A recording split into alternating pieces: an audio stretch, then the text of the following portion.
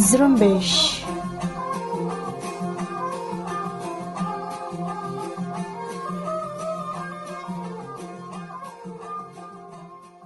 یہ ریڈیو زرمبش اردو کی آواز ہے۔ آج 18 نومبر بدھ کا دن اور سال 2020 ہے، اور آپ کی میزبان حمیرہ بلوچ آپ کی خدمت میں حاضر ہے۔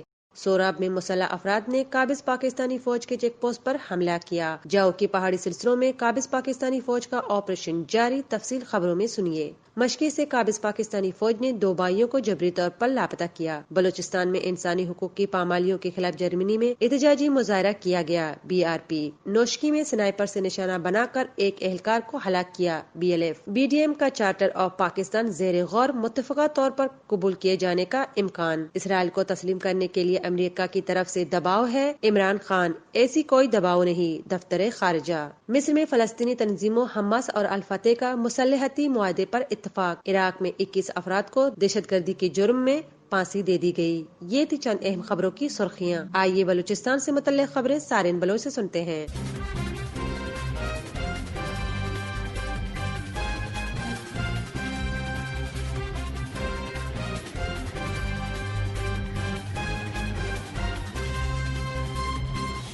سوراب میں نامعلوم مسلح افراد نے قابض پاکستانی فورسز پر حملہ کیا ہے۔ اطلاعات کے مطابق حملہ سوراب کے علاقے گدر میں فورسز چیک پوسٹ پر کیا گیا، جہاں پاکستانی فورسز اور حملہ آوروں میں فائرنگ کا تبادلہ ہوا۔ حملے کے نتیجے میں جانی یا مالی نقصانات کے حوالے سے حکام نے تاحال کچھ نہیں بتایا ہے۔ فورسز نے حملے کے بعد علاقے کی ناکہ بندی کر کے ملزمان کی تلاش کا آغاز کر دیا، تاہم کسی قسم کی گرفتاری عمل میں نہیں آ سکی ہے۔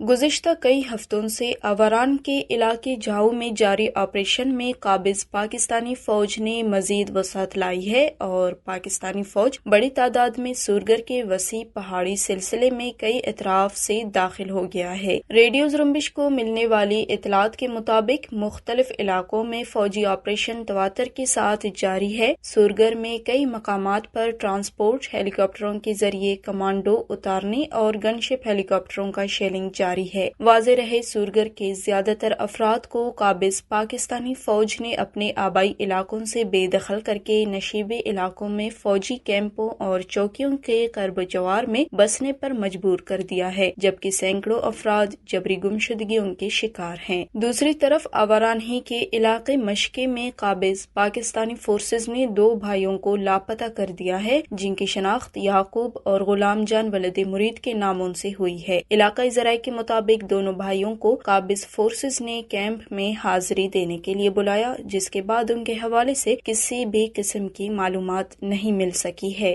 کیچ کے مرکزی شہر تربت میں فائرنگ کے نتیجے میں مذہبی شدت پسند تنظیم لشکر خراسان کے سربراہ کے طور پر پہچانے جانے والے ملا عمر فائرنگ کے نتیجے میں اپنے 2 بیٹوں سمیت ہلاک ہوا ہے۔ ریڈیو زرمبش کو ملنے والی اطلاعات کے مطابق انہیں پاکستانی فورسز نے تربت کے پوش علاقے سیٹلائٹ ٹاؤن میں فائرنگ کر کے ہلاک کیا۔ یہ بھی اطلاعات ہیں کہ ملا عمر مبینہ طور پر پہلے ہی سے پاکستانی خفیہ اداروں کے تحویل میں تھا۔ پاکستان کے عسکری حکام نے تاحال اس حوالے سے کچھ نہیں کہا ہے۔ واضح رہے، ملا عمر ایران کو مطلوب تھا۔ ان پر ایران میں دہشت گردی کے حملے میں ملوث ہونے کا الزام تھا۔ ایران میں ان کے ایک بھائی کو پھانسی دی گئی تھی، اور بھائی ایرانی فورسز کے ساتھ جھڑپ میں ہلاک ہوا تھا۔ ایرانی حکومت نے ملا عمر کی سر کی کروڑوں روپے قیمت بھی مقرر کر رکھی تھی۔ وہ ایران سے فرار ہونے کے بعد کافی عرصے سے پاکستانی فورسز کی سرپرستی میں تربت سیٹلائٹ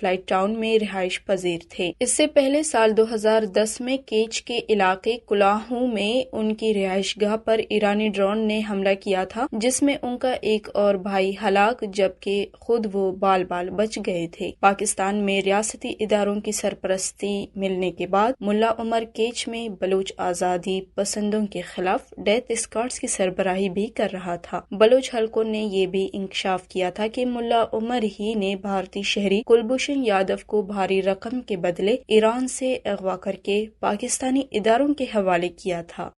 بلوچستان لبریشن فرنٹ کے ترجمان میجر گوہرام بلوچ نے نوشکی میں ایک فوجی چوکی پر اسنائپر حملے کی ذمہ داری قبول کرتے ہوئے کہا ہے کہ پیر 16 نومبر کی شام کو سرمچاروں نے نوشکی میں اجدہ خول فوجی چوکی پر اسنائپر رائفل سے حملہ کر کے ایک اہلکار کو ہلاک کیا۔ گوہرام بلوچ نے کہا ہے کہ مقبوضہ بلوچستان کی آزادی تک قابض فورسز پر حملے جاری رہیں گے۔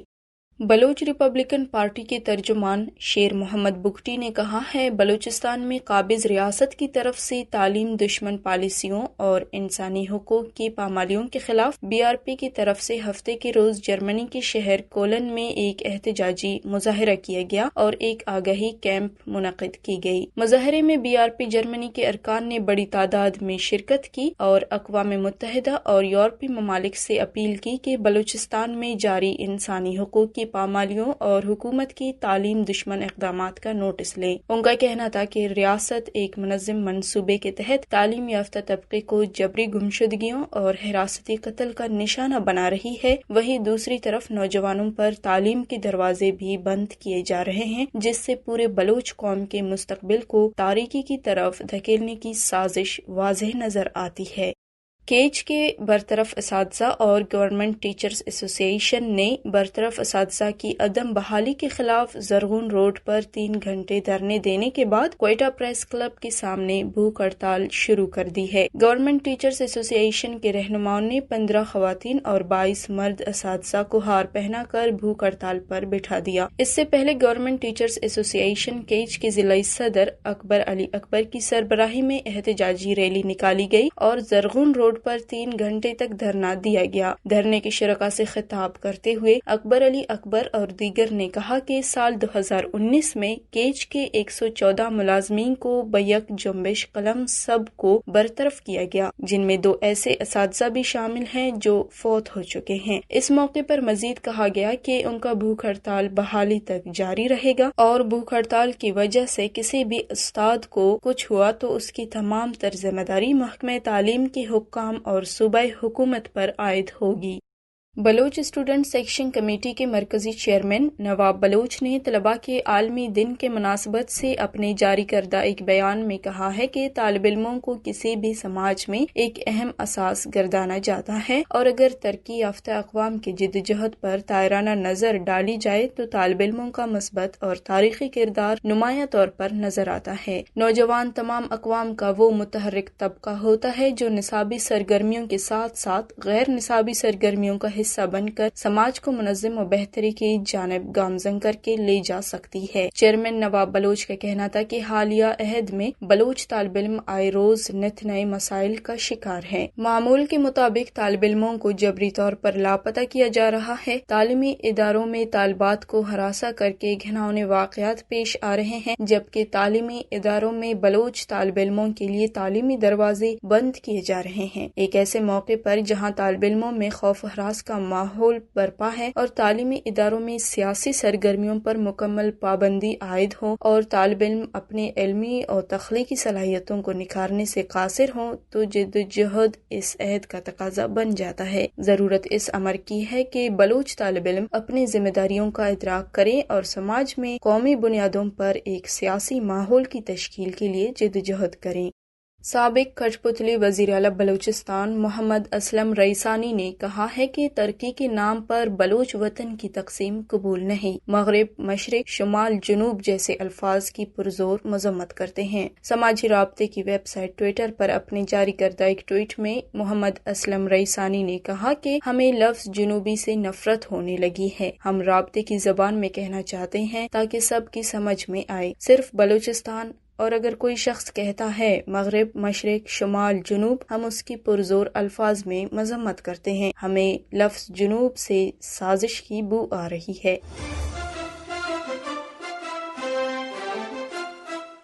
اب علاقے اور عالمی خبریں پیش کریں گے خلیل واڈیلا۔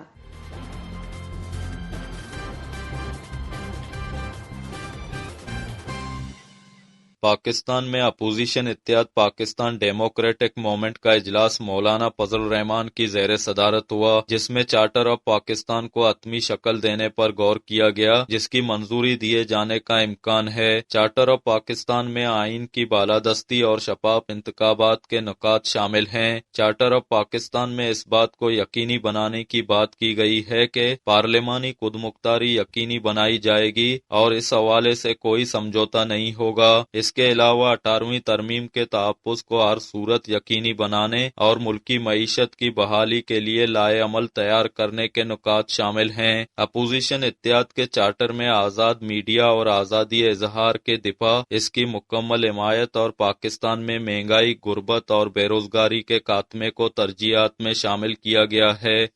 وزیر اعظم پاکستان عمران خان نے کہا ہے کہ پاکستان کو امریکہ کی طرف سے اسرائیل کو تسلیم کرنے کے لیے شدید دباؤ کا سامنا ہے۔ متحدہ عرب ممالک کی تل ابیب کے ساتھ امن معاہدوں کے تناظر میں پاکستانی وزیر اعظم کا یہ بیان مشرق وسطیٰ کے معاملات پر نظر رکھنے والی website middle east IMEE کی ایک رپورٹ میں شائع ہوا ہے۔ ویب سائٹ کا کہنا ہے کہ عمران خان نے یہ بیان گزشتہ ہفتے مقامی میڈیا سے بات چیت کرتے ہوئے دیا تھا۔ ویب سائٹ کے مطابق پاکستانی وزیر اعظم نے کہا کہ ٹرمپ کے دور میں اسرائیل کو تسلیم کرنے کے لیے دباؤ غیر معمولی تھا۔ جب ان سے سوال کیا گیا کہ کیا کسی اور مسلمان ملک کو بھی پاکستان جیسے دباؤ کا سامنا کرنا پڑ رہا ہے تو انہوں نے جواب دیا کہ ایسی چیزیں ہم نہیں کہہ سکتے، ہمارے ان کے ساتھ اچھے تعلقات ہیں۔ دفتر خارجہ کے ترجمان نے کہا کہ عمران خان نے پاکستان کا موقف دو ٹوک الفاظ میں واضح کیا تھا کہ مسئلہ فلسطین کے منصفانہ حل جو فلسطینی عوام کے لیے قابل اطمینان ہو تک پاکستان اسرائیل کو تسلیم نہیں کر سکتا۔ پاکستانی وزیر اعظم عمران خان نے کہا ہے کہ میں چاہتا ہوں کہ پاکستان میں اگلا الیکشن ایسا ہو کہ جو بھی آرے وہ آر تسلیم کرے۔ اس کے لیے ہمیں انتخابی اصلاحات کی ضرورت ہے، جس کے لیے ہم پاکستان میں الیکٹرانک ووٹنگ لانے لگے ہیں، کیونکہ سب سے بہترین سسٹم الیکٹرانک ووٹنگ ہے۔ عمران خان نے مزید کہا کہ بھرپور اعتماد پر گلگت بلتستان کے عوام کا مشکور ہوں۔ گلگت بلتستان کے عوام نے سرد موسم کے باوجود انتخابی عمل میں بھرپور حصہ لیا۔ گلگت بلتستان کو عبوری صوبہ بنانے کا وعدہ پورا کریں گے۔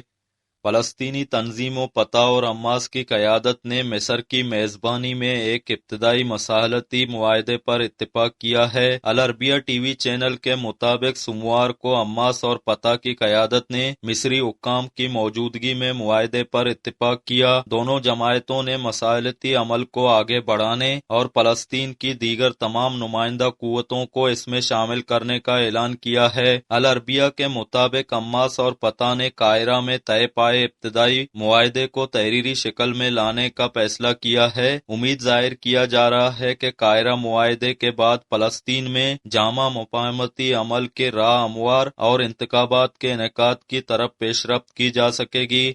عراق کے جنوبی شہر ناصریہ میں دہشت گردی کے جرم میں سزائے موت پانے والے 21 افراد کو سوموار کے روز تختہ دار پر لٹکا دیا گیا ہے۔ حکام کے مطابق پھانسی پانے والے تمام افراد عراقی شہری ہیں اور وہ مختلف صوبوں سے تعلق رکھتے ہیں۔ انہیں 2005 کے انسداد دہشت گردی قانون کے تحت قصوروار قرار دے کر پھانسی کی سزا کا حکم دیا گیا تھا، لیکن فوری طور پر ان کی جرائم کی تفصیل جاری نہیں کی گئی ہے۔ انہیں صوبہ زیکار میں واقع ناصریہ کی جیل میں پھانسی پر لٹکایا گیا ہے۔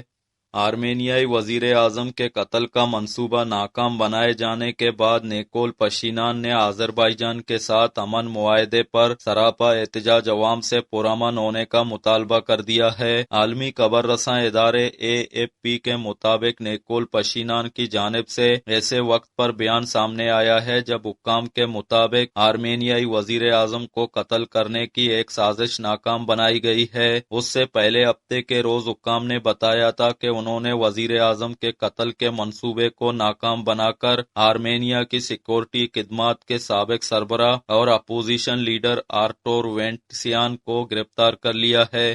ترکی حکومت نے آذربائیجان میں آرمینیا سے متنازع علاقے ناگورنو کاراباخ میں معاہدے کے بعد قائم ہونے والے امن کی نگرانی کے لیے اپنی فوج کی تعیناتی کا معاملہ پارلیمنٹ کو بھیج دیا ہے۔ الجزیرہ کے مطابق ترکی کی سرکاری خبر ایجنسی نے انکشاف کیا ہے کہ حکومت نے فوجی تعینات کرنے کا معاملہ منظوری کے لیے پارلیمنٹ بھیج دیا ہے۔ پارلیمنٹ میں اس بل پر آنے والے دنوں میں بحث ہوگی اور کہا جا رہا ہے کہ فوج کے ساتھ سول انتظامی عہدیدار بھی امن مشن کا حصہ ہوں گے۔ امریکہ کی ایک اور دوا ساز کمپنی موڈرنا نے پیر کو اعلان کیا ہے کہ کورونا وائرس کے خلاف اس کی بنائی گئی ویکسین انسانی تجربات میں 94.5% کی شرح سے انتہائی مؤثر ثابت ہوئی ہے۔ موڈرنا بائیو ٹیکنالوجی کمپنی کے اس اعلان پر امریکی حکومت کی متعدی بیماریوں کے سب سے بڑے ماہر ڈاکٹر پاؤچی نے ویکسین کے نتائج کو واقعی حیرت انگیز قرار دیا ہے۔ ڈاکٹر پاؤچی نے اس سال کے اول میں کہا تھا وہ تو ایسی ویکسین سے بھی خوش ہوں گے جو 60% کی شرح سے مؤثر ہو، لیکن ماہرین کے مطابق ویکسین کی تیاری اتنی تیز رفتار نہیں ہو سکتی جتنی رفتار سے کورونا نے امریکہ کو متاثر کر رکھا ہے۔ یہ تھے خلیل واڈیلا۔ اسی کے ساتھ ہی آج کی نیوز بلیٹن کا اختتام ہوتا ہے۔ اپنی میزبان حمیرہ بلوچ کو اجازت دیجیے اور مزید خبروں کے لیے وزٹ کرتے رہیں ہماری ویب سائٹ زرمبش.com۔